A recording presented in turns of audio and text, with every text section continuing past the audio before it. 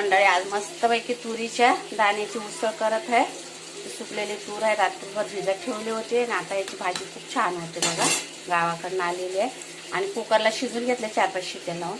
चला आता भाजी टाकूया. तुरीच्या उसळसाठी कांदा आणि लसूण लाल करून घेतलेला आहे. आता टमाटे टमाटर लाल करून घ्यायचं. हे खोबरं, हिरवी मिरची, अद्रक लसूणचं वाटण आहे, काश्मीरी पावडर, चमचा हळद, एक लाल तिखट घरचं, धनिया पावडर 2 चमचे. आता हे खोबऱ्याचं वाटण टाकून घेऊया. छान मसाला परतून घेतलेला आहे. टाकूया एक तूर शिजताना मी टाकलं होतं. आता पुन्हा चवीप्रमाणे टाकते. आता हे पाणी टाकते. रश्शेदार भाजी छान होते याची. तुरीची डाळ तर खातोच आपण. सगळ्यात शेवटी टाकायचा आहे 1 चमचा गरम मसाला. हा घरीच बनवलाय मी. आता छान पैकी उकळून घेऊया. झाली आपली भाजी. त्या गरम मसाल्यामध्ये अर्धा किलो धने आहे आणि बाकीचे सगळे गरम मसाले आहेत.